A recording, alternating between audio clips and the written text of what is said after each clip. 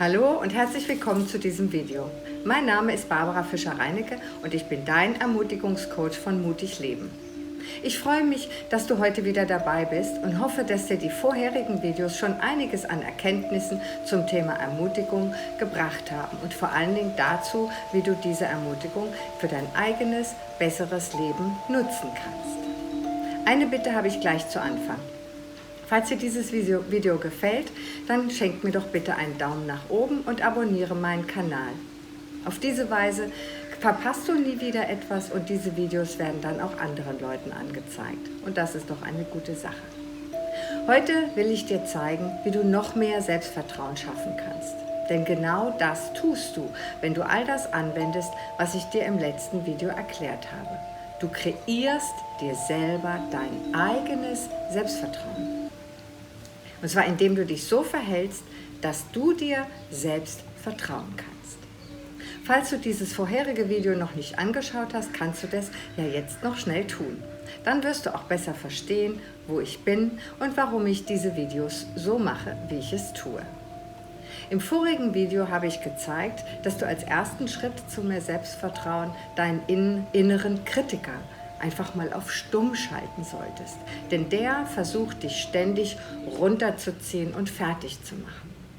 Um deinen inneren Kritiker tatsächlich mundtot zu machen, ist es wichtig, ihn zunächst mal wahrzunehmen und ihm dann zuzuhören, damit du überhaupt herausfinden kannst, was er dir einredet. Und dann musst du natürlich aufhören, ihm diesen Mist zu glauben, den er da erzählt. Der zweite Schritt ist, dass du tatsächlich anfangen solltest, dich zu mögen. Ja, ich weiß, das hört sich komisch an, aber in meiner jahrelangen Praxisarbeit habe ich festgestellt, dass sich die allermeisten Menschen selbst gar nicht leiden können, ob du das jetzt glaubst oder nicht. Eine gute Übung hierzu ist es, sich täglich vor den Spiegel zu stellen, sich selbst anzulächeln und zu sagen, hey du, ich mag dich. Auch wenn dir das am Anfang richtig schwer fallen wird. Oftmals helfen aber auch Affirmationen. Also eine Affirmation ist ein Satz, den du immer wiederholst und den du dir dann irgendwann selber glaubst. Das funktioniert übrigens in beide Richtungen, also auch in die negative, und das beherrschst du sicherlich schon perfekt. Hier könntest du also zum Beispiel den Satz immer wiederholen: Ich bin einzigartig, wertvoll und liebenswert in meiner eigenen Art. Dieser Satz kommt den meisten meiner Klienten übrigens sehr schwer über die Lippen. Aber ich weiß ganz genau, dass er sie von innen stärkt, wenn sie es tun. Also mach du das auch.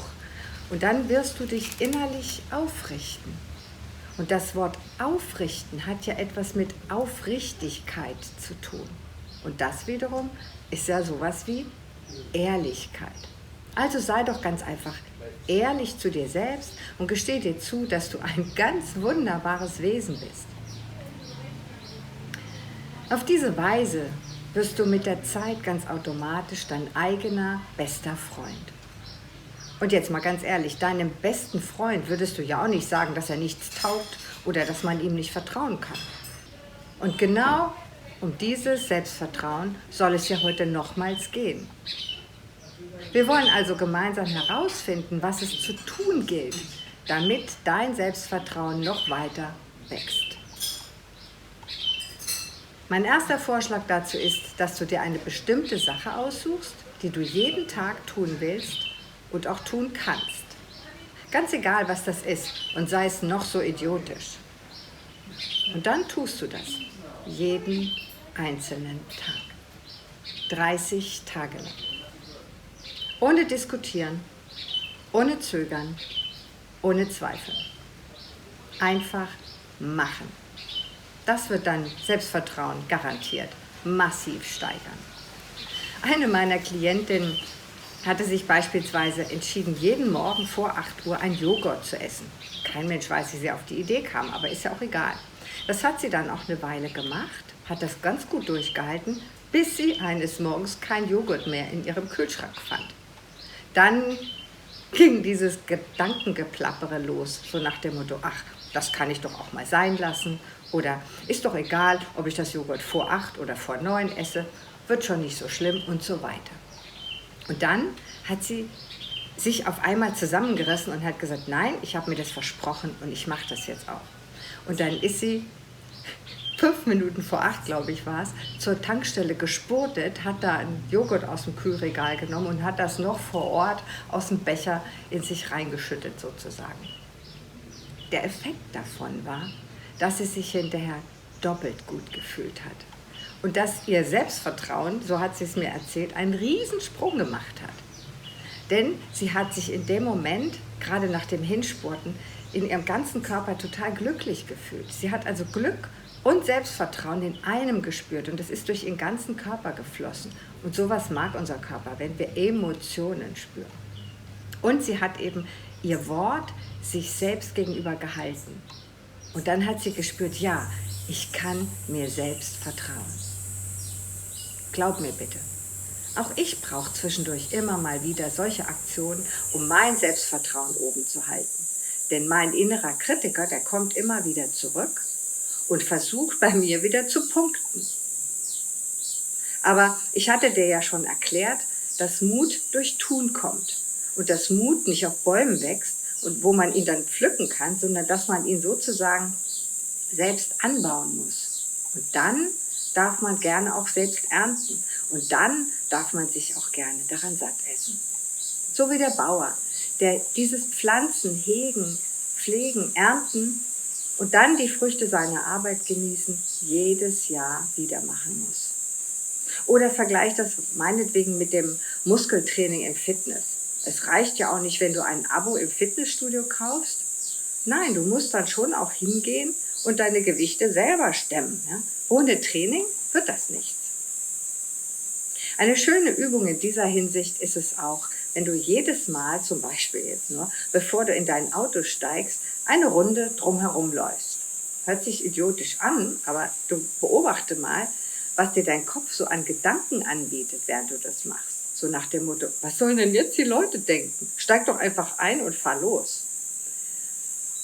Du könntest aber zum Beispiel auch jeden Morgen nach dem Aufstehen auf einen Stuhl bei dir zu Hause steigen. Aber bitte nicht runterfallen. Es ist völlig wurscht, was du machst. Ja? Hauptsache, du tust etwas jeden Tag, 30 Tage lang. Nimm's dir vor, schreib es dir auf und dann mach es. Aber bitte nicht Kaffee kochen und Marmeladenbrötchen schmieren jeden Morgen, was du sowieso machst, sondern etwas, was du sonst nicht tun würdest. Etwas, das vielleicht ein bisschen bekloppt ist. Etwas, das dich aus deiner Komfortzone herausfordert.